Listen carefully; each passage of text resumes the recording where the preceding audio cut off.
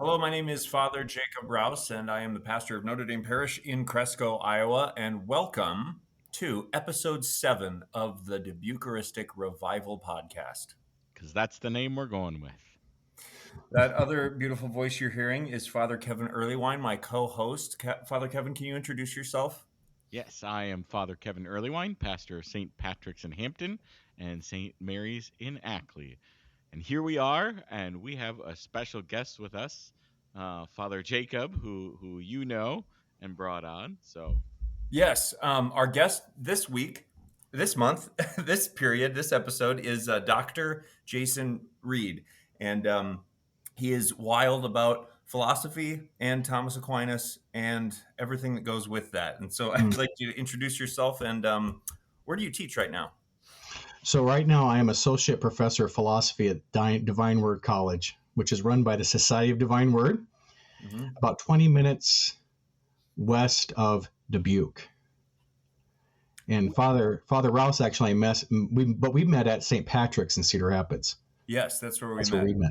Yeah, that's right. So we've known each other for long. So I'm excited to come talk to you about this stuff. So that's what I'm doing now. And I was this might come up later, but I was a seminary professor at a Protestant school for about 6 or 7 years. And now I've been at Divine Word for 7. So.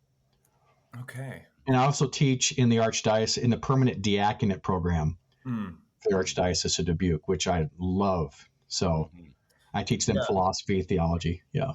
The deacon candidates are a little shaken when they come out of your class, but it's very, very good for them.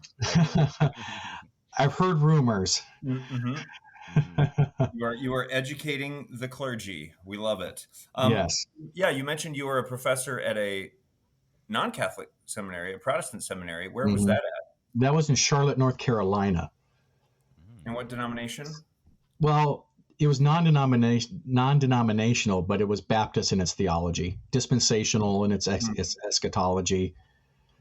So pretty straightforward Baptist, fundamentalist. And what were you?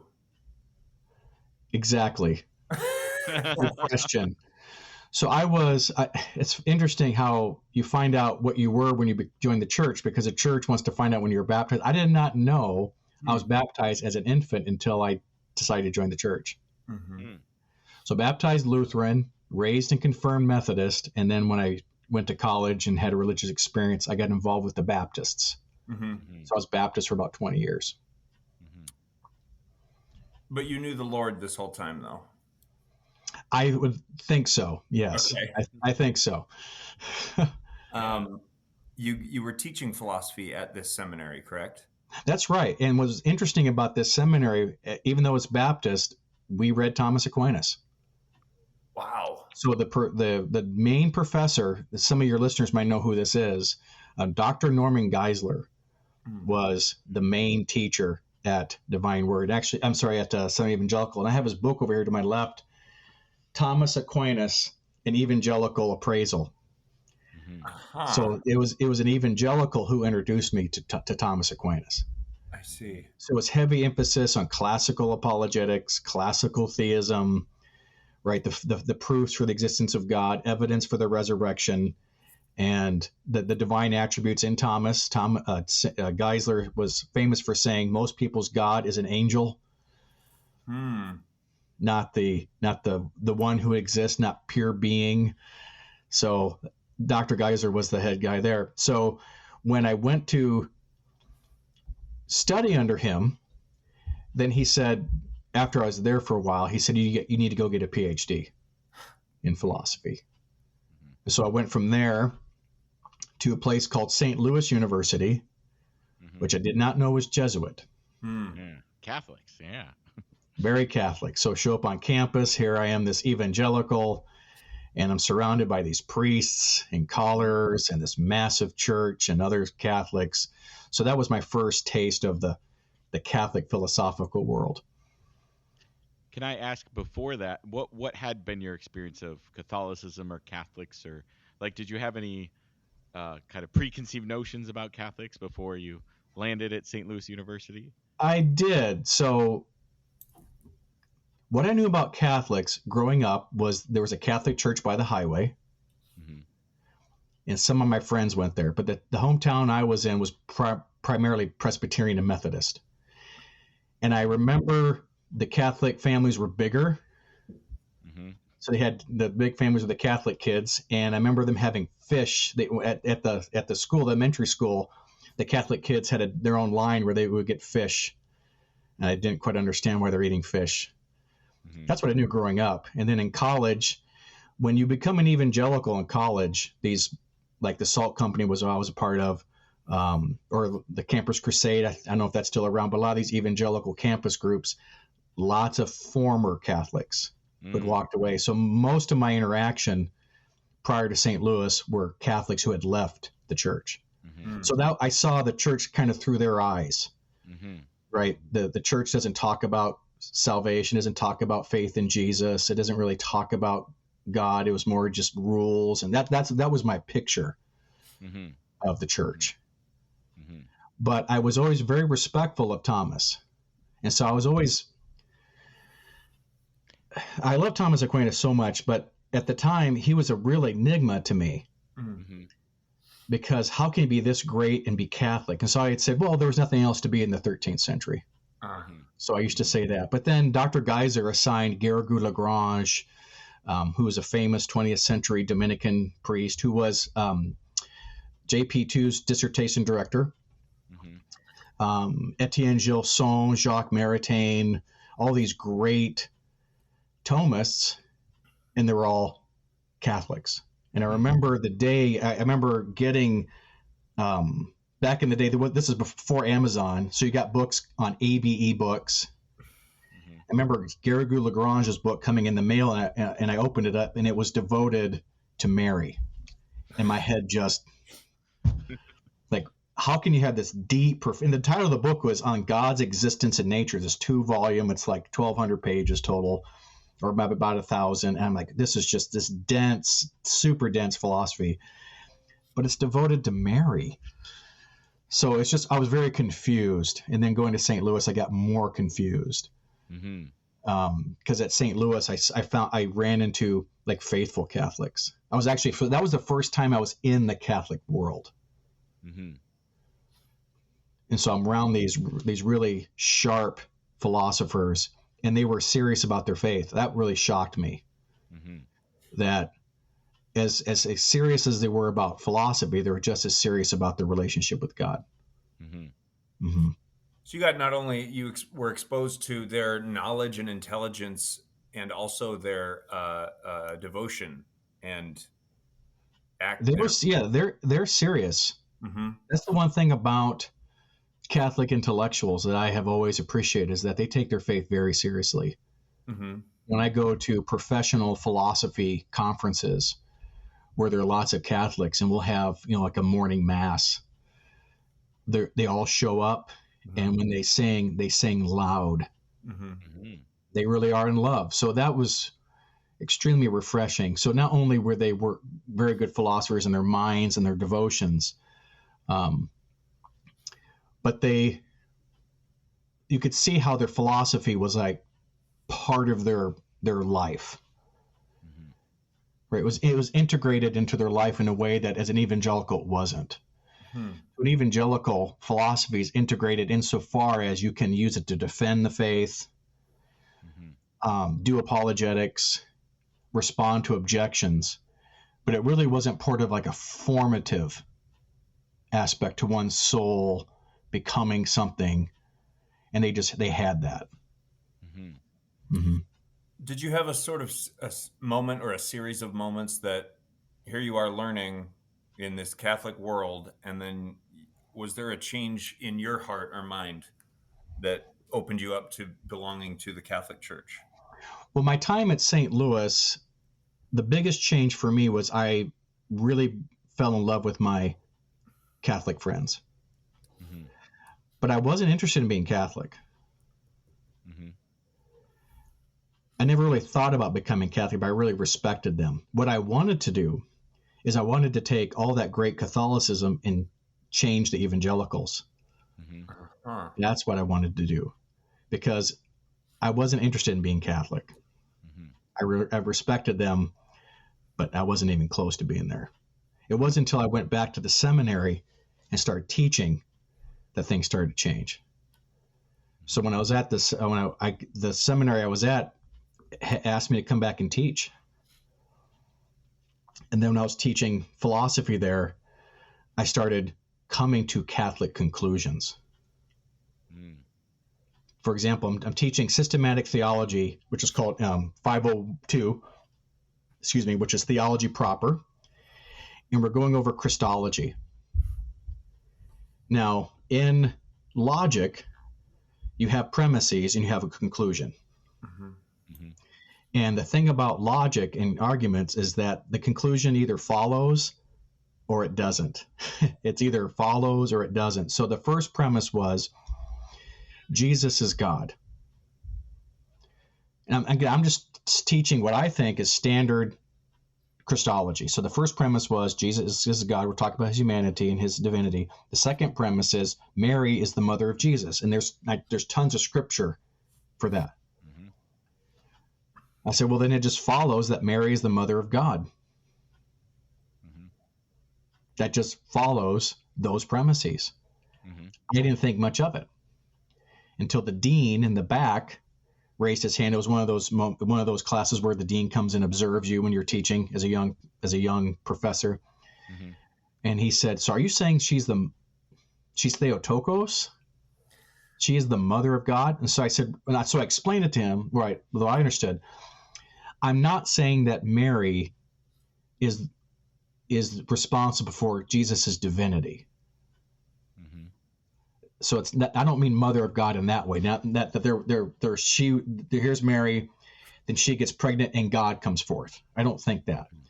But the second person of the Trinity is in her womb, and she is responsible for his body. I mean, she is a mother. She plays the exact same role that my mother played for me. And then he said, I guess the Catholics are right. I'm like, I didn't know what that meant. Okay. So that started the whole, that was one just brief window. And it was just a series of one moment of, and just slowly over time, as I dive, the more serious I got about philosophy, the more serious I got about doing theology. And the more serious I got about doing theology, I was having a very difficult time being evangelical. Because as an instructor, you want to find a good textbook. I could not find a decent evangelical textbook on God's existence and nature. I just could not find one. I mean, there were some and they were okay, but they weren't systematic. I didn't realize how Thomistic I was. It wasn't systematic. There wasn't a necessary an order to it. Sometimes they'd start with the Trinity. Sometimes they'd start with God's existence. I didn't find anything that was suited my goals for the class. And I talked to the dean. I said, well, since we teach Thomas, I'll just teach the Summa. And so the book that you had in your hand before we started the recording, that was the textbook. To a bunch of evangelicals reading St. Thomas Aquinas and his arguments and the proofs. Now, why is that a problem? Because he's Catholic. And so if he's really good at philosophy, then why don't we consider his theology? I never got a good answer to that question. So after a few years there, just before I met Father Rouse, we decided we need to move back to Iowa and be near our families. So it was nothing about the school per se. It wasn't like we were unhappy there. It wasn't I'm going to become Catholic and move. Lisa our oldest had just turned 11, and I was at a soccer game, and it just dawned on me, my parents are never going to know their own grandkids. So we moved back for family reasons. And I continued to adjunct a little bit. But it's when we moved back and went to starting to go to St. Patrick's, after a few years there, I finally came to terms with the Catholic faith. Again, another argument. So in John chapter 6, Jesus gives an argument, right? He says, the flesh, the bread that comes down from heaven, you're supposed to eat and you will live. And the bread that came down from heaven is my flesh that I give for the world. So he's saying, premise one, eating this bread is how you have life. The second premise is this bread that you eat is my flesh. Conclusion, that Christ's flesh, you eat it for life. And that's exactly what the Jews ask him. The Jews ask him the question that's logically implied in what Jesus taught. Mm-hmm. Jesus's answer. So when you do logic, right, you either deny a premise, like, because just previous to that, he's talking to the Sadducees. And the Sadducees give an argument against the resurrection. And Jesus says you get a false premise. Mm-hmm. Right? You believe that there's marriage in the resurrection. Well, that's a false premise. So he corrects the premise. Okay, that's a false assumption. In these next lines, he doesn't correct a premise. He doesn't say no, because the word "eat" in the argument, right? Eat flesh, eat the bread, and eat the flesh means eating with your mouth. Chewing on it. That's what he's teaching. Mm-hmm. So when he responds, he doesn't say no. I don't mean eat the way you do. He repeats the conclusion. Mm-hmm. He repeats their inference. Mm-hmm. My flesh is food indeed. My blood is drink indeed. Unless you eat, unless you drink, unless you eat, unless you drink. Yeah, he doubles down on it. He doubles down on it. Yeah. Yeah, but that's how logic works. And when you study philosophy, you know how Jesus is very logical, so that's what's going on. So again, you don't have to be aware of logic, but it's working. Mm-hmm. And so it's the same thing when he talks about, asks about the Messiah, whose son is he? Who's the Messiah? Well, he's David's son. Mm. Well, if the Messiah is David's son, then why does David call him his Lord? Because what follows logically is that David is saying that his son is his God. Oh, wow. That's what follows logically. Mm-hmm. David's son is David's Lord. Yeah. How can his son, who's a human, be his God? Well, the answer's standing right in front of him. It's me. That's cool. That passage has always confused me. Yeah. So that's what's going on there. So again, you see how philosophy does lead to really good theology. You start to pick out these sort of implications. So I was reading this, and so what happens when you teach logic or you study logic? Well, and I can't run away from it. Mm. It was a hound of heaven, wasn't it? It was pretty awful. Because when you're evangelical, to think about becoming Catholic, in a sense, you do feel like you are losing your soul.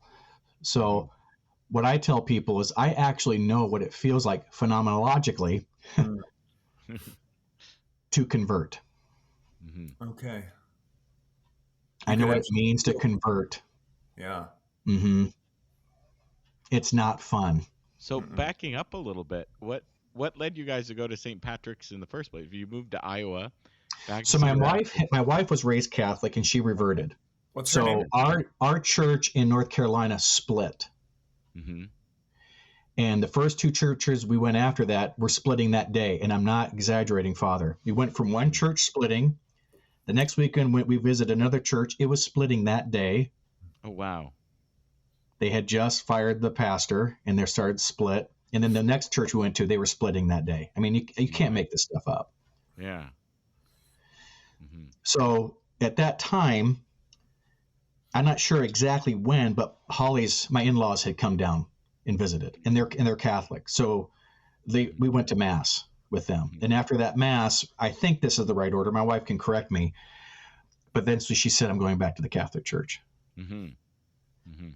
And I started going with her because I didn't have to see I knew there weren't going to be evangelicals there. Mm-hmm. So I could just go and sit and not have to worry about church politics. Mm-hmm. So when we came back to Iowa, now to answer your question, she had already said, we're going to go to the Catholic Church. I said, okay, I want the least evangelical Catholic church in town. Mm-hmm. And she gave me two options. She said, there's Immaculate Conception and St. Patrick's. Mm-hmm. Well, I said, which is closer? She said St. Patrick's. And that was, mm-hmm. I walked in that building. That was it. Like, I'll go, at least I can go here. Mm-hmm. And that would have been about 2011. And I joined the church a year after that. Mm-hmm. Oh, wow. And I probably met you in 13 or 14, probably. Wow. Mm-hmm. You were fresh. That was fresh. Wow. Wow. What was your wife's name? What is your wife's name? Holly, And then your daughter, you said Lisa was your oldest? Lisa, Genevieve, Mary, and John. John was to make sure. I always forget to mention him. So John, you're mentioned. Yes, John, if you're You're listening, mentioned. John, if you're listening, you're mentioned. he loves you. So philosophy saved my life in two ways. Wow.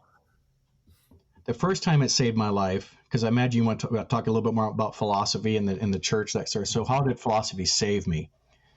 When I was, and I'm sure this is true for so many people. I know it's true for a lot of people. You graduate high school, and then what do? Well, you go to college. That's the next thing you do. And so I went to college because, it's kind of like, why do you get engaged? Well, we've been dating this long. It's just sort of, you just kind of do that. And my really good friends were going to Iowa State. Mm-hmm. But I had no idea why I was there. Mm-hmm. I was good in math, so I thought maybe I'll be an engineer. Well, I went to a couple freshman engineering classes, like, this is not for me. This isn't math, right? This is something else. And so I just went from major to major. I was a PE major for a while. I was a biology major for a while, but not doing well in school. Again, just lacking direction, just going to classes and racking up debt, unfortunately. So between my junior and senior year, I had a religious experience. Mm-hmm. I had been reading some evangelical books, and I saw someone preach the gospel, and I met God, right? So I need to get saved. So this sounds very evangelical, right? I need to be born again. Mm-hmm. And so you got to say the sinner's prayer. So I had this religious conversion, right? So I'm no longer drinking. I'm no longer partying. I'm thinking about school. But now with that, I've been saved, and I'm no longer distracted by all the stupidity that college kids do. I had to think about what I wanted to study. And so I couldn't find anything. I really had a hard time. I was communications. I got so tired of school. I just wanted to read my Bible all the time. Mm-hmm. And so I read the Bible so much that I stopped going to class. Mm-hmm. And I didn't withdraw. So I didn't know anything about academics. I didn't know anything about how the system worked. I just quit going. I was that depressed. I just want to stay home and read and evangelize. So then I basically got asked to take some time off from Iowa State. And then when I decided, okay, what I'm going to do is maybe I can be a religious studies major. Maybe I can be a pastor or a missionary, something like that. Mm-hmm. Or at least graduate. If I study religious studies, I know I can at least complete that degree. Mm-hmm. What I do with that, I don't know. Just got to get to the degree. So I went to community college, and I was going to take religious studies. It was a Monday night. It was world religions. Man, I can't wait to go in there. We're going to debate Hinduism. We're going to debate this. I'm ready to argue and debate and have some, fascinating conversations. And then the other Tuesday, Thursday classes, one was developmental psych. And the only other one that fit my schedule was philosophy.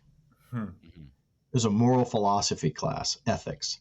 And I just was not pretty apathetic. Like, yeah, whatever. Wasn't all that crazy about taking philosophy. So the semester starts, I go to the Monday night class, I'm ready to argue, and the professor just shoots me down from the beginning. He said, we don't debate in here. We just really read and appreciate different religions. And I thought, okay, which is fine.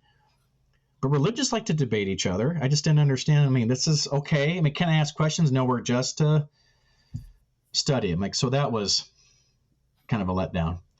Then the next day, the philosophy class, I go in there, I sit down, and the professor comes in. He writes on the board, what is the good? And that was it. I just sat there and I just stared at it. What is that? Next question. What is happiness? Yeah, what is that? And so why did it save me? Because finally there was something to think about. Finally there was some meaningful conversation to have, And it saved me because philosophy was asking the very same questions that I was asking as a Christian. They were the same questions. Mm-hmm. Then after a few months, I realized after keep studying that I could do philosophy. I think this is something that I'm actually incapable of doing. Mm-hmm. It's work. It's very hard, but I think I can do this. Mm-hmm. So then I went back to Iowa State, changed majors, and finished up philosophy there. And as I was studying there, what do you do with a philosophy degree? Well, then you have to teach. Mm-hmm. But it saved me because now it really gave me something to do, something to think about, something that kept my interest. I loved it. Still love it. I love these things. Right? I love the questions that philosophers ask, and you almost become a kid again. Right? So in the sense, philosophers are like the childlike things that Jesus is talking about. Unless you have the faith like a child, well, that's kind of what a real philosopher is kind of like that. Mm-hmm. Right? The world isn't boring to them. They wonder, why is there anything, why does anything exist? Just today in our metaphysics class, one student said, how free are we? Because the world tells us how free we are. I said, well, you're not really all that free. He said, what do you mean? I said, well, what in your life has actually been up to you? Mm-hmm. How about your DNA? Your parents? Your abilities? Your talents? Because my wife's beautiful, but she had nothing to do with that. Right? I mean, some people are really tall. They had nothing to do with that. Mm-hmm. Some people are short. God had nothing to do with that. I wish I had more hair. I had nothing to do with that.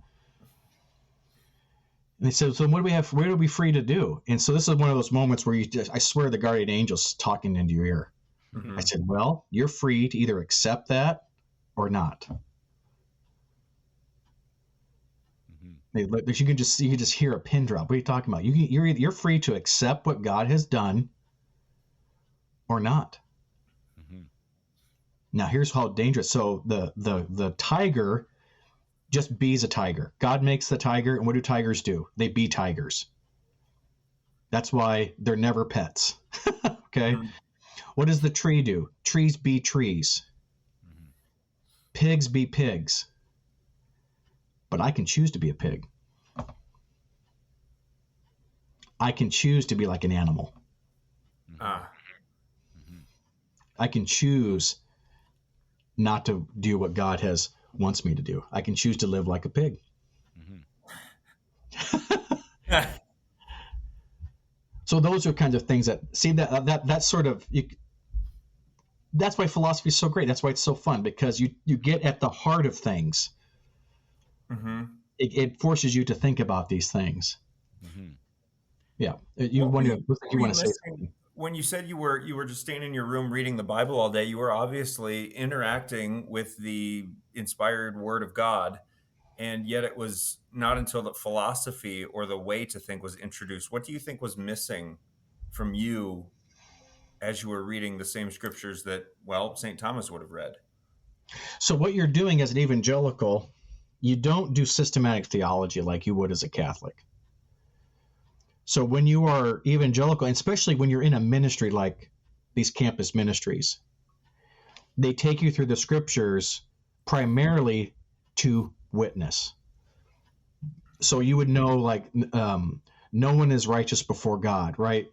You must be born again to see the kingdom of heaven. So you'd have these verses that were evangelical verses, and you would put these to memory, and you do some studies. But for whatever reason, I don't ever remember coming across a standard Catholic verse, like when Jesus breathes on the apostles and says, whosoever sins you forgive are forgiven. I don't remember, I think it's Titus, where it says that the church is the bulwark and pillar of the truth. I don't remember these statements. I don't remember going through like First Peter with the Noah's Ark and the waters representing baptism. We just didn't talk about those things. So that's a real eye-opener for evangelicals. Okay. And one of the reasons why I don't think we encounter it, because the Catholics didn't know these verses existed. Mm-hmm. Almost every Catholic I met in college had no idea what the Bible said. So you could really twist a Catholic pretty quickly by saying things like, show me in the Bible where the word sacrament's used. Mm-hmm. Show me in the Bible where it says I confess my sins to a priest. Mm-hmm. Show me where the list of 7 sacraments are. So that kind of question. Now, when of course went to St. Louis, these guys had answers. Mm-hmm. They said, you're doing theology sola scriptura. I'm like, well, yes. He said, where does your scriptura come? Mm-hmm. Like, oh, I didn't thought of that. Mm-hmm. Didn't think of that. So that was the first time philosophy saved me. Mm-hmm. Is it really, I loved studying it. I love thinking about God, because primarily my whole life has been about, is there a God? I really want to know if there's a God. I tend to be kind of a pessimist. Mm-hmm. Is there really anything more than just this world? And so I've always been interested in God. And of course, with Thomas, the reason I fell in love with Thomas Aquinas, I want to know his God. If you take anything away from Thomas Aquinas, his God is, he puts Aslan to shame. He really is the one. He is the one being. He is existent. So I tell this to students too. Does God exist? Depends on what you mean. Mm-hmm. The statement God exists is true, but God doesn't exist. He is existence. Mm-hmm. Like, what? And so you can just see the students, what are you talking about? Yeah, he is being itself. Mm-hmm.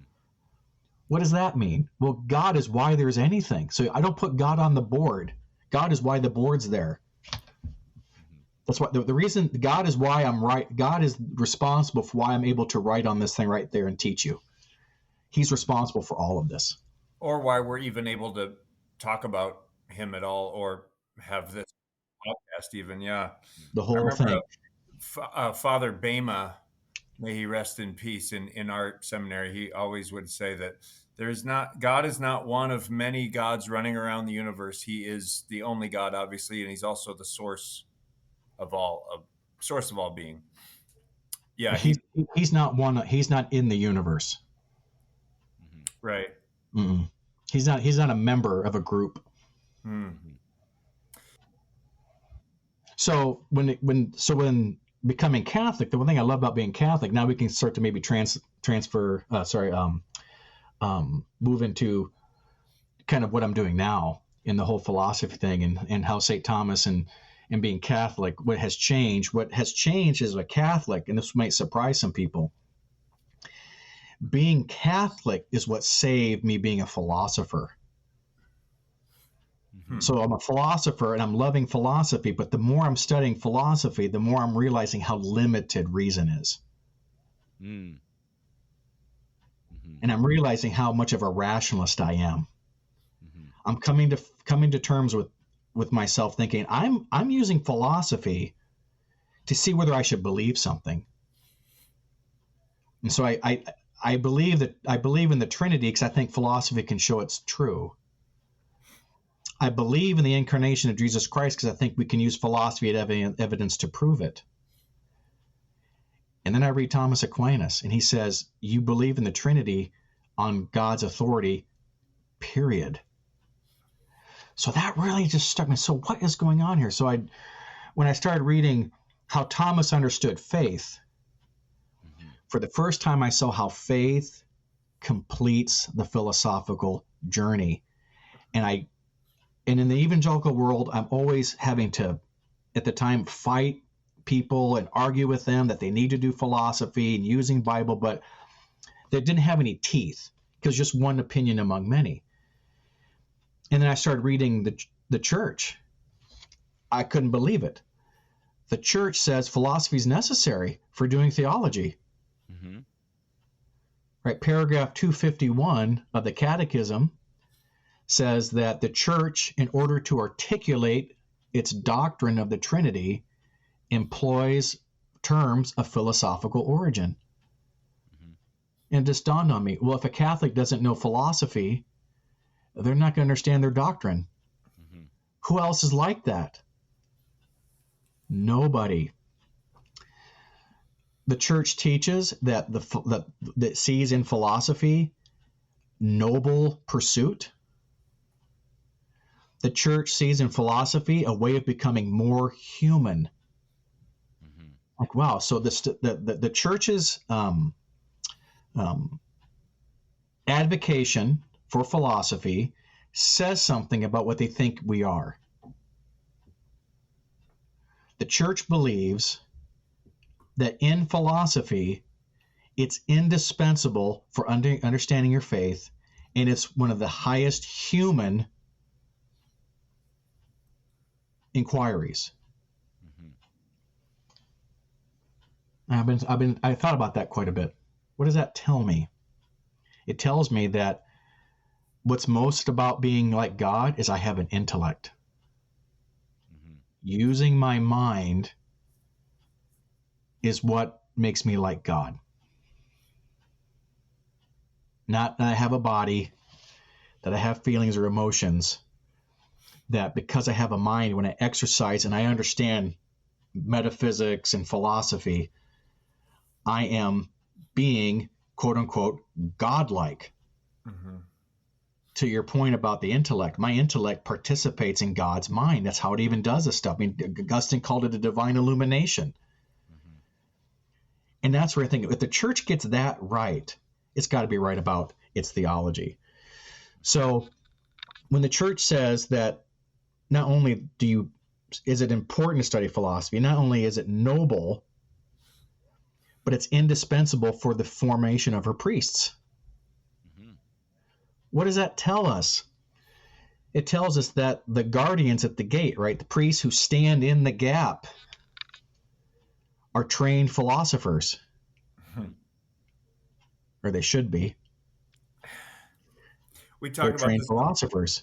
on the last episode. We had the rector of St. Pius X Seminary, Father Jeff Dole, on, and he talked about, He just came back from Angelicum, I believe, right? yeah, Mhm. he was studying over there, and he said that philosophy is the handmaiden of theology, and this is what we talked a pretty good chunk of the episode about why it's important for seminarians to not only learn how to say mass and exercise and stuff, but also learn philosophy. So, You need to have an intellectual life, Mhm. mm-hmm. right? And I would say that'll help your soul. It does. So when I um, became Catholic, I really struggled with should I stay a philosopher? Mhm. Because we had family at the time. We had 4 kids, still have 4 kids, and we were pretty much stuck in Iowa. Stuck in the sense that we had roots, Mhm. and so I was going to leave academia and find a job in Cedar Rapids because I needed a job, and so I was downtown looking at jobs, and I ran into a friend of mine who worked at Xavier High School. She said Xavier's hiring for a theology instructor. Mhm. And I said, well, they're not going to hire me. There's just no way I'm going to give my CV. This person's too much of an academic nerd, right? He's going to be too abstract. He can't relate to the students. And I don't know what happened in the interview, but it must have gone fairly well because Tom Keating called me and offered me the job. Mhm. And I told Holly, do I take the job? She said, yes. I couldn't even get the question out. Yes, take that job. I said, why is that, honey? She said, 2 reasons. It's almost like she's a philosopher. 2, do you have any job now? Like, no. Okay. So, and second, she said, that's going to lead somewhere. Mhm. And being at the high school, it wasn't 3 weeks in the high school, and all the kids already wanted philosophy. Mm-hmm. Mhm. They already wanted philosophy. I kind of wish sometimes administrations knew that, Mhm. how much the students love to philosophize, love reading Plato, Socrates, Aristotle, Augustine. Right? These are some of the greatest minds ever. And in my second year, this is a real shot in the arm. They have a baccalaureate speaker, and the senior class picks their speaker. Okay, so I didn't think anything of it. I'm sitting in my office, and the priest comes in, Father Vu comes in. He says, do you have a minute? I'm like, hey, who did I offend? Or I probably gave some argument and made somebody upset. Philosophers tend to do that. And he said, you've been asked to be the baccalaureate speaker. And my jaw just hit the ground. Like, they want the philosopher?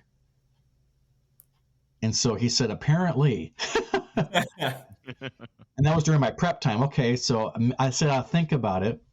The next class came in, and it was the seniors. I said, "Is this true?" They said, "Yes, we want philosophy in our baccalaureate. We want to hear arguments." And so, okay, so then when the speech came, I walked up there and I started giving arguments against skepticism. They lost it. They loved it. They said, "See, Mom, this is what we've been studying." Well, it wasn't hard to make the case because the church advocates for it. So once people start and they see it, they start loving it. Okay, so I'm teaching at philosophy at Xavier. Then move forward. I get the job at Divine Word, and I'm teaching students from all over the world. And I keep getting emails from folks saying, "Do you have a podcast?" Like, this is years ago. I don't know what's a podcast. I don't know what that was. This is probably 9-10 years ago. Like, no. Why would I want to do that? I'll just go home and read books. So I didn't think anything of it. Another email. Do you have any videos? Like, no, I don't have any videos. And I finally said, "Why do you guys keep asking me this?" They said, "Well, because you teach us one class, we get really excited, and what else are we supposed to do?" Like, "Oh, so you want to keep going with this?" They said, "Yes." "Okay. Well, I'll think about it. That sounds interesting, and maybe." Because I don't, as my spiritual director always says, be careful who's telling you should do something. That's very wise. Yeah, very wise. So 3 years ago, a friend of mine in North Carolina, a former student of mine at SES, he said, "I'm going to create a website for you, and you're going to make those classes. You're going to create these classes." Like, "What class?" He said, it's at this point, it'd been like 8 years since I had him as a student. He said, "That was great. I'd be in those classes. We're studying metaphysics, philosophy of God, the Trinity, and all these wonderful things. And then I graduated. And now what?" It's not the community college. So I've really been thinking about, I said, "Wait, so you're trying to tell me you can't get this anywhere?" He said, "No." And so I started thinking about just what's happening in academia. Philosophers tend to be lost in their own thoughts. And so I said, I've been just in my own head for a long time teaching my classes. What's going on in education? Come to find out, many colleges, Catholic colleges, unfortunately, they are reducing the number of philosophy classes required. You can go to a Catholic college, go through the entire program, not take logic. Can you believe that? Maybe an intro class. So here's the church saying that the church believes that a solid education and formation in good philosophy is necessary to find the truth. Faith and reason are both necessary for finding the truth. That you need philosophy to understand the mysteries of revelation. You need philosophy to understand how to evangelize the world. It's also evident that people have a minimal opportunity to do that. Where can you go? I thought, okay, now there's a need. So maybe I'll do that. So then 2 years ago, we started Read Thomist, which is the website, which is the ministry, the online project, I like to say. So over the last few years, then students have been coming up and asking. So I'll teach, be teaching the diaconate. The diaconate was a big changer for me because here I am teaching. You have to have philosophy. You've got to have theology, and they have 1 day on it. So oftentimes they'd say, we love this, but we want to learn more. Where can we learn it? I said we could come to Divine Word, do that. Of course, that didn't work. So finally I said, I need to do something about this. And that was just at the same time that Matt Graham told me that he's going to create the website for me. And again, I have no idea how this is going to go because I'm a teacher. I cannot do, and maybe this is a bad thing, I can't just do popular level stuff. Mm-hmm. Thomas Aquinas ruins you. So, but I don't want to make it super deep, but I really want to teach. If we're going to do philosophy, we're going to do philosophy. Philosophy is for serious people. And philosophy is so countercultural right now. Mm-hmm. Right? As G.K. Chesterton said, right, the saint for the time is the one who contradicts the time the most. Well, our time is characterized by irrationality and anti-intellectual. So who's the saint for the time? The most intellectual, the heaviest philosopher. So I decided that we'll make this philosophy channel Thomistic. We're going to make it Thomistic. Why Thomas? Why Thomas? Well, because Thomas provides insight into the truth. He's one of the greatest philosophers of all time, whether you're Catholic or not. He's a genius. He's prolific. He's original, one of the most original. He's most systematic. He's comprehensive. His method is wonderful, his dialectical method, where he raises objections and then responds with his own reply and then responds to the objections. His arguments for God are still valid and sound. His insight into the nature of the virtues, supernatural, grace, nature, his doctrines of the Trinity, his conceptions of love. It's just amazing, original, deep. His answer to pantheism, his doctrine of analogy, his metaphysics. Non-Catholics love him. So he's insightful. He's comprehensive. He's biblical. He's devout. He as big as his brain is, his heart is bigger. He really loves God. And you know what? He is successful. You can actually find truth with him. So we named it the Reed Thomist Philosophy website. Okay, I'm thinking, is this going to go anywhere? So we start off Introduction to Philosophy. We got a good number of students. So I just decided this year we would just build the channel. That's all we're going to do. We're going to create content. And so I thought, I'm going to teach stuff that I love. I want to teach topics that you can't find anywhere else. I don't want to be an online blogger. I don't want to be a pop person. I don't want to be someone who just has comments and everything in the media. I wanted this to be a way to actually learn philosophy and theology. And so I thought, what do I do well? Not a whole lot, but I think I do an okay job of teaching. So what does that mean? Well, I'm going to try to reproduce for folks what they would get if I was their professor live.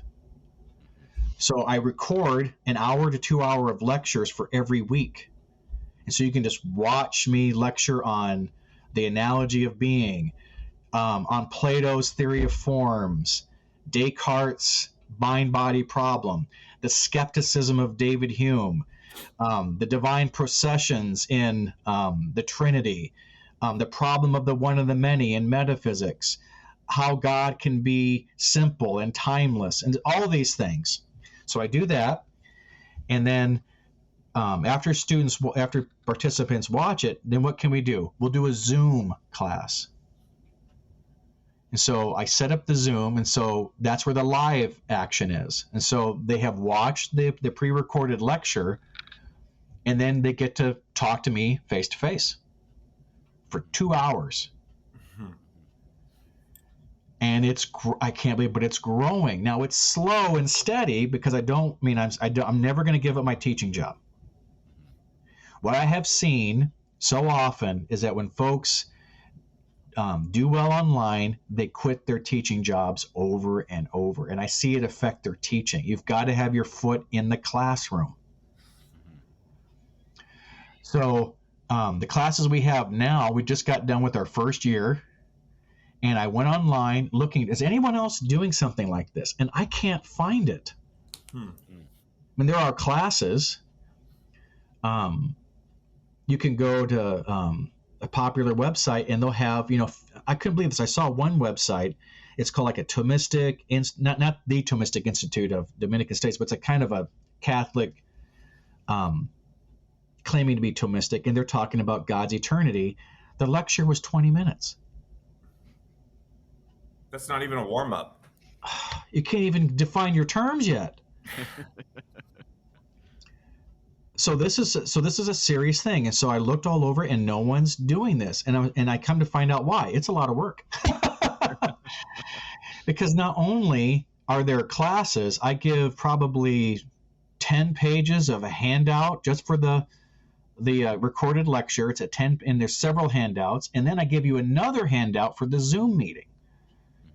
So there's all these notes and handouts and charts, because I'm insane. Why? Because of what philosophy has done for me, how it has saved me, what it has done in other people's lives. I want people to actually learn what the church is teaching. When the church says that philosophy is indispensable, when it says that philosophy is noble, when philosophy is one of the two wings that we fly for the contemplation of truth, it doesn't mean a 20-minute discussion on eternity. It's talking about roll up your sleeves, and it's time to get to work, and we're going to dive into speculative, theoretical, abstract thinking. That's what the church is saying. That's what the church advocates. And so that's what we're going to do, and that's what we've been doing. So we've got the introduction to philosophies on there. We have a class on metaphysics. We have a class on philosophy of God. I just finished the Trinity. We have angels next. Angels is next.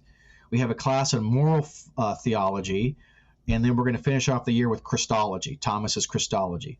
Next year, it's going to be David Hume and Kant. We're going to look at natural theology, arguments and proofs for the existence and nature of God. We're going to do human nature, and we're going to do epistemology. Wow. Great. Yeah, so we're crazy. Yeah, roll up your sleeves, kids. Roll up your sleeve, kids. It's time to get to work. But you're not alone. Yeah. Because oftentimes when people try to do philosophy on their own, they either, on the one hand, they start to learn things they've got no one to talk to. Mm-hmm. Yeah, no one to talk to. Ooh. No place to really bounce ideas. Yeah, you want to say something, Yeah, I Father? want to make a connection. This is because I've got Clark's. I've had the Summa. First of all, the Summa Theologiae is Thomas's greatest work, and I've got like Clark's One and the Many on my shelf, and I remember learning some of that stuff. And when I try to read those on my own, I'm like, okay, this is great. I can only go so far. I feel Right. until I really ask the Holy Spirit, the intercession of the saints, and other humans, in the same way that when you were just reading the Bible on your own, in your room alone, it wasn't until you found community as well that really made everything click. And Yeah, and there are friendships being formed in these classes. mm-hmm. There's no doubt about that.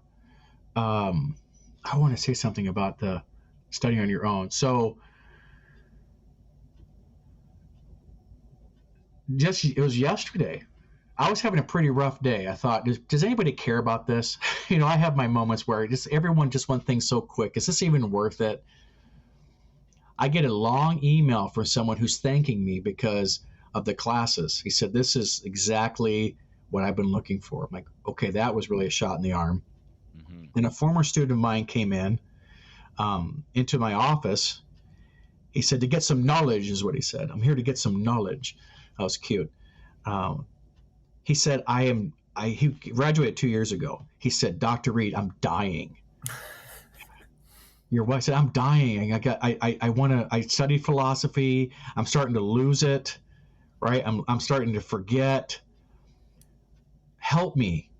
What can I do? And so I showed him Reed Thomas. He said, you actually have classes? I mean, I can go in, and I said, yes, you can go. You can have access to these. Sign up. And he said, thank you. So for me, it's more like I have received much. Mm-hmm. I have been educated by some fantastic teachers. It's just now time for me to pass that on. Mhm. That's what I'm thinking. Yeah. So there's Read Thomism, and it's emphasis on Thomas Aquinas. We also have a radio broadcast. So we have there's a Read Thomas YouTube channel, and I have been asked to do some radio shows through KMMK, I think it is, in Cedar Rapids, the Maze radio station out of Cedar Rapids. Yeah, Tony and Sue May, yeah. Yep. And so I just got done recording episode 12 where I go over syllogism. So here's a radio show where I'm covering syllogisms and how'd that happen. So I'm making the case in the first three episodes that what I'm saying to you, you've got to know philosophy. Like, what's wrong with you people, right? We got to know philosophy. We need to be serious thinkers. We need to be serious people. That's what the church needs, is serious thinkers. And then I relate a story. This is... it had been a few weeks before this episode. So I was at a local college, and I'm checking out Augustine on the Trinity, some light reading. Okay. And I don't know how, we're walking, I'm checking out the book, and again, I don't teach at this school, and the young man working behind the counter, he said, "Oh, the Trinity, what are you working on?" I said, "Well, there's a logical objection to the Trinity. I'm going to read Augustine, how he solves that." He said, "Logic? What's that?" I said, "Oh, well, logic is the study or the science of arguments." And you could just see life was starting to come into his eyes. He said, "So there, you can study arguments." Oh, yeah, there's a valid arguments. There's an objective science to inference, how you reason to conclusions. You study the mistakes that you can make. You learn the basics of reasoning. And so you learn to think for yourself. But I said to this young man, thinking for yourself doesn't mean you're thinking what you want to think. Yeah. Logic makes you think things and helps you to find the truth whether you like it or not. That's an educated person believes something because they must, not because they want to. And logic does that, because logic takes out all prejudice, all bias, all superstition, because either the premises are true or they're not, and they entail their conclusion, or they don't. Mm-hmm. It cuts through all the noise. And then he said to me something that just really made me sad. He said, "Oh, where can I study that?" I said, "Well, I'm sure they've got something here at the university." No, they don't. And so I'm talking about this at the radio show. So here I'm making my own argument. Here's my argument. If we really are educating people, if we're really educating them, then aren't we teaching them the basics of reasoning? But we're not teaching the basics of reasoning. Then who are we educating? If you don't know how to draw a conclusion from a premise, how in the world can you be educated? And as these words are coming out of my mouth, I said, "Oh, there's my next radio shows." So I said, "I guess I'm going to be talking about, ready folks, you're going to learn some logic on a radio program." So I just finished up that, and some of the things we were talking about earlier about Jesus making arguments, we go through that. Mm-hmm. Mm-hmm. Logic preaches, philosophy preaches. So we're doing that, and then over Christmas break, I'm going to create Read Rants, is the other channel, where there's a lot of nonsense out there. And so I'm a choleric, so I get fired up. So we're going to do some ranting on some stuff that needs some good ranting. There's one evangelical scholar right now. Now, this is a laundry list of errors. They teach nominalism, so there are no essences. They teach that Jesus has one will, so he's a monothelite. He teaches he's a neo-Apollinarian, which means Jesus does not have a human soul. And God is tri-personal. There are three individual persons in the Godhead. Wow. Okay, when you said you were going to start ranting, There's a rant coming right there. Well, I thought maybe you were just gonna go light and like rant about why daylight savings time still is a thing, but no, you're gonna rant about the triune God and how Christ was not a monotheolite. That's great. Yes, yes. We got some good rants. Yeah. So that'll be fun. That'll be Yeah. fun. As this episode is kind of an ad, we're not receiving any money. I'm currently on the tail end of the Trinity class from Reed Thomist, and that's how I first thought to ask you on. And I forgot one thing when I started taking this class that, oh yeah, I'm a pastor. And it was difficult to keep up. I've still got a little work to do. Anyway, my question is, if I or another person wanted to learn just take the intro to philosophy class, that already technically occurred, but is that still on the website for anyone to just go watch and take the handouts? Absolutely. I've decided, because first year's trial and error. Yeah. I think I need to make classes more just viewer friendly. Mm-hmm. So over break, I'm going to create a 5-week just logic class. Mm-hmm. There won't be any Zooms. You can watch them at your own pace, and there will be homework for you. Mm-hmm. So that'd be so that's sort of so that's just there, and you can take that whenever. Any classes that have already been they've already been done, right? You have access to those. And in the future, I'm going to do less Zooms, but longer. Mm-hmm. So, but yeah, and that's the nice thing about the Zooms. Everything is recorded. So whether you actually are in the classroom or not, you get to watch the whole thing at your own pace. Everything is recorded. And some people like that. They like to come back later and watch the class, like the class interaction. And so doing 5 weeks of Zoom, it's a lot. Now it's every other week, but people are busy. So I think we're gonna try with the angel class, do 3 this time. So yeah, you can start the intro class today. You can just start the metaphysics class today.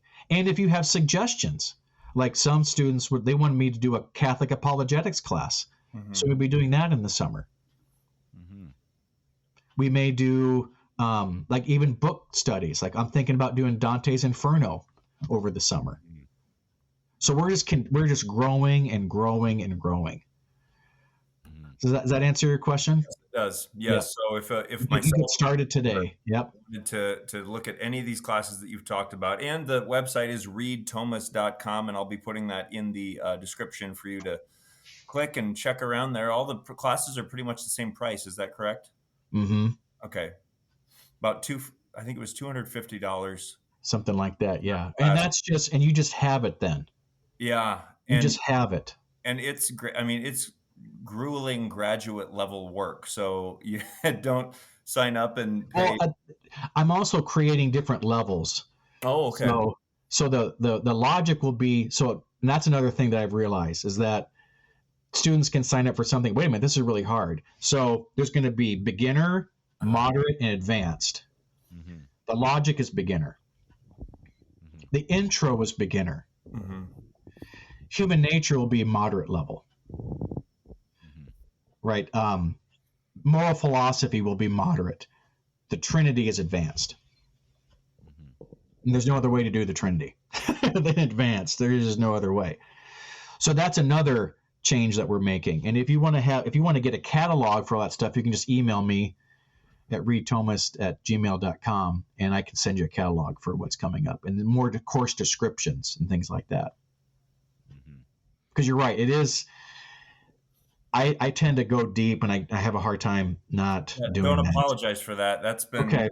Yeah, when I'm saying Mass, actually, because of the Trinity class, I've been reading the prayers and the prefaces and different things, and thinking, who am I talking to right now?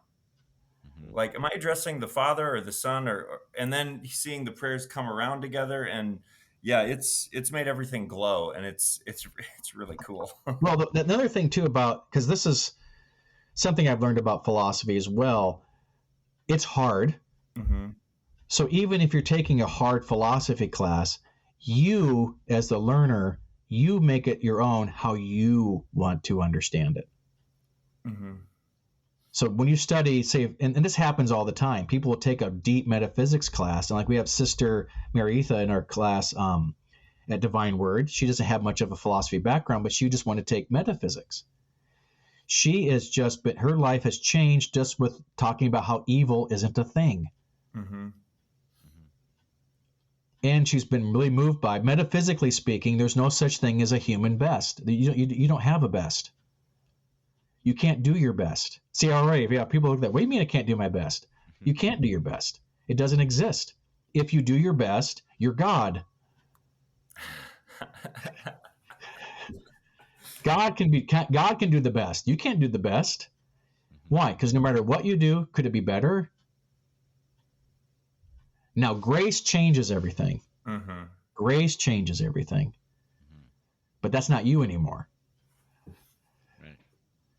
So it just again, those things she's just thinking, yeah, I can't. So that she said, just the nature of act and potency. If you take a philosophy class, act and potency.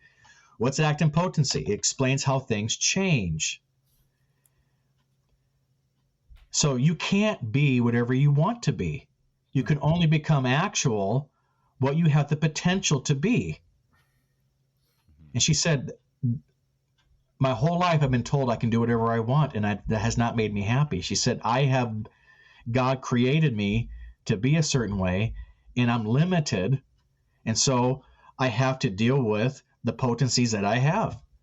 Mm-hmm. I said, exactly. I said, I am a C student in art. That's what I am. I have the potency to be a C student in art. Hmm. And why is that a good thing? Because if we give out A's to everybody, what are we telling them? They have the potential and they're actualizing me excellent. It's not excellent. If they told me I got an A in art, I have the false assumption that I'm actually an A student in art. I'm not an actual A student in art because I'm not a potential A student. I'm a potential C student. And people, if you want to debate me, I'll show you my art work when I was in school. But here's what's also great. I said, but we're all A students when it comes to love. Mm. We're all A students when it comes to faith. Yeah. So we may not have St. Thomas's mind. We may not have the potential to be him. But we can all be people of love. That we all have. Mm-hmm. And so again, you become the philosopher that you want to be. You become the kind of philosopher that you have the potential to be. And that's a good thing. And so, yeah, the class may be difficult, but everyone should think about the Trinity. Mm-hmm. Everyone should think about Christology. Everyone should think about angels. Mm-hmm. And so like this one, he's a businessman. He's in one of the classes and he says, you're ruining me. Like, what are you talking about? He said, I've been thinking about the divine processions all week. Because I can't stop thinking about there really is a procession in God, that there is a word proceeding in God and it's the same thing as God. All week he's been thinking that. And what I love is when we just rattle off the creed every Sunday, like the sun proceeds. You'll never be the same. It's right. You never see it the same. What does that mean? Like, it all means something, and it's deep. all deep, very deep. Yeah. Here's another thing too. Is God the Father masculine? I'd say no. No. Is it feminine? No. No.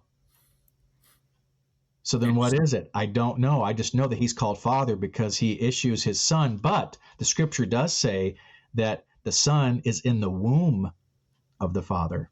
So somehow the God's fatherhood transcends the masculine feminine. There's a womb, which is feminine, in the bosom of the Father. Mm-hmm. These are kind of things you start contemplating, thinking about. He's a father that in ways I don't understand. Mm-hmm. He is. And then this leads to Christology, right? That's what philosophy does. Philosophy helps develop, nourish, and grow your speculative intellect. Mm-hmm.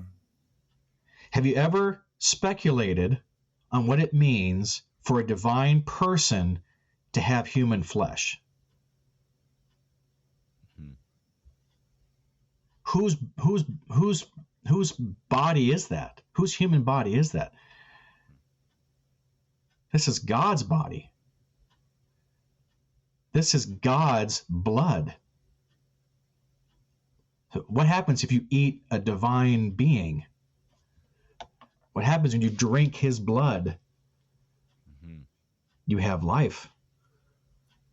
Oh. It's not just regular flesh. No, it's not less than human flesh. But because it belongs to the second person of the Trinity.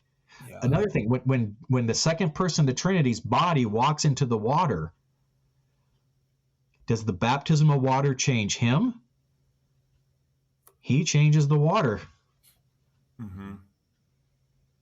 What? Mhm. When Jesus' human body shows up to a wedding, Mhm. it's now a sacrament. Mm-hmm. Mhm. Because you literally have God walking around in the flesh. Yeah. And then what happens when you kill him? Uh-oh. Does he have to go into the dead? Yeah, when you die, you go to the dead. Now, what happens when the Son of Man, what happens when God, who is dead, goes to where the dead are? He undoes the whole thing. Mhm. Mhm. There's a great prayer in the Eastern Orthodox Church on the funeral of Jesus. It's on Sunday mornings, Wow. where the prayer is chanted from the perspective of hell itself. Mm. And hell is lamenting that they killed the Lord, because they didn't realize that when you kill the Son of God, you've just killed yourself, because life is coming in and they can't stop him from coming in because they have to receive the dead. And so he's lamenting. Mm. By killing him, we just sealed our own fate, because life is now coming into the dead. The one whom you can't kill, because he's not going to stay there. He's bringing people, he's bringing the captives with that. It's a great prayer. That's all speculative theology. Now, in order to do that, you've got to do some serious philosophy. It is going to be abstract. It is going to be jargony. But you got to, why? Because it's scientific. So I've kind of given you some of the fun stuff in it, but you got to do the work, Mm-hmm. as you would attest to, Father. Right? You got to do the work. Man. Wow. Well, Do you have any questions or comments, or is anything else you want to hear from me? Or just so to repeat, my students dragged me kicking and screaming. I'm even on Facebook. I just hate it so much. No, this is absolutely wonderful. So I would encourage our listeners also to, I guess we talked about our last episode, talking about the importance of. So this really builds very well in our last episode, where we just talked about seminary formation and how philosophy is an integral part of that. But how much is take this much more deeper? Because Yeah. all priests love philosophy, right? They love it. they come to love it. Seminarians usually don't, but priests. Seminarians don't. I remember one time, why do I have to do this? What's this got to do with me running a parish? I'm like, oh man. I will say, it's not about running a parish. Cringe a little bit when you talked about studying Kant and Hume, because when I first joined seminary, of course, I was all eager to learn about God, and then my first philosophy class as a seminarian was modern philosophy. So, oh boy, which is like the worst place to start in the cycle of philosophy. So we're just talking about, it's like the skepticism. Very depressing. Yes, it was super depressing, and I'm like, what did I get myself into? But then we cycled around to ancient and medieval, and so I kind of actually ended my undergrad of seminary with the study of Thomas Aquinas, and then it's like, oh, so this is well, where. And you see how Thomas is even a giant amongst all of them. Oh yeah. That's a nice thing too about, as a Catholic, you go to any university and you go to any philosophy department and you ask them who are the top 5 philosophers of all time. Mm-hmm. There isn't a Protestant on that list. Mm-hmm. There are 2 Catholics on that list. Mm-hmm. Augustine and Aquinas. Mm-hmm. And then Plato, Socrates, and Aristotle. Or Kant. Usually Kant would be on there. Kant's great. Hegel could be on there. That changes. But there's a book by Pelikan. What's Pelikan's first name? Yaroslav Pelikan. It's called The Riddle of Roman Catholicism. And he says that a lot of people say the Catholic Church has superstition, right? We got our beads and our statues and all of our crossings, what people might think is superstitious. But he said no one in all the Protestant denominations, no one in all the secular philosophies has anything like Thomism. Thomas is a monster intellect. And there's nothing, so are there any, let's talk about modern philosophy for a second. Are there any, to be a Cartesian is to be a follower of Descartes. Where are the Cartesians? Where are the Kantians? Where's Spinoza? Where's Leibniz? We are 700 years after Thomas, and we are filled with Thomists. There are Anglican Thomists. There are Baptist Thomists. There are Eastern Orthodox Thomists. There are atheist Thomists, like Robert Pasnow. And there are Catholic Thomists. Because what people don't realize, too, and this is what you get at Read Thomism, is that there's something called the Thomistic tradition. So not only do you have Thomas writing in the 1200s and 13th century, you've got commentaries. You've got Cajetan, Robert Bullard, Jean-Baptiste Jaunet. You've got Silvestri Ferrari. You've got these, and John of St. Thomas. Some of the greatest mystics, they're all Thomists. The Carmelites, they're all Thomists. And so where does this all end? At the end of the day, to be Thomistic, to be philosophical, we're going to become a mystic. I might just add there, because you mentioned earlier about Thomas, of course, his massive intellect we talked about, and you mentioned earlier in the episode about, like, he wasn't only a giant intellect, but he had heart. He was like, he loved God. And so he did love God. So maybe here at the closing, I just might mention that was one of my favorite stories about St. Thomas Aquinas. Of course, there's the story of him laying in prayer, or being there in prayer before the Blessed Sacrament, and there was the voice where God said, what you've written well of me, what would you have me give you? And he said, nothing but you, Lord, nothing but you. And there's stories that people would find him just praying. There's a story even, I think, of him like kneeling right before the tabernacle and him just resting his head on the tabernacle. He just so desired he just desired the Lord and nothing else. It was the feast day of St. Nicholas in 1273. And the person that recalls that for us is Reginald, his assistant. You have written well of me, Thomas. What will you have as your reward? Non TC de nomine. Nothing but you, Lord. And God showed him a little bit of heaven. And Father, he never wrote again. He said, everything I've written is as straw. Now, he didn't say dung. Right. It is straw compared to what he see, but we love the straw. You can do a lot of work with straw. And then a few months later in March, he passed away. But he never wrote again. So isn't it fitting that the Summa is unfinished? Yeah. He didn't finish.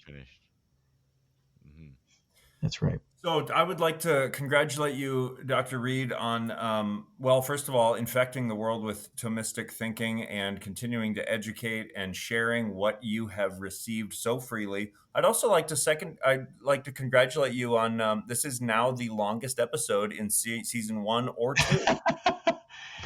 Of To Be a Gristic Revival, yes. Listeners, if you're still with us, good for you. You can find you get a sticker, right? Do you have stickers you can send out? Yes, we could get stickers. Contact us. We'll send you a sticker if you made it to the end and want a sticker. Yes. But you can, like I said, in the description, I'll put the website and some of the book recommendations and just maybe some of the authors. Yeah, just reach out to me at the worst case scenario. Just reach out to me. That's right. Yeah, and Dr. Reed is hungry for your for your studies. He wants to give his I knowledge. want you to grow. Yes, I Yeah. love it when students grow. And he is right here in our own Archdiocese of Dubuque, which is why we wanted to bring him on. Like this True. is happening right here in the Archdiocese of Dubuque. So, which is That's what true. we're highlighting in this season. Thank you. Thank you so you very much. Everyone, go look up St. Thomas Aquinas, and I will see you in the Eucharist. Is that it?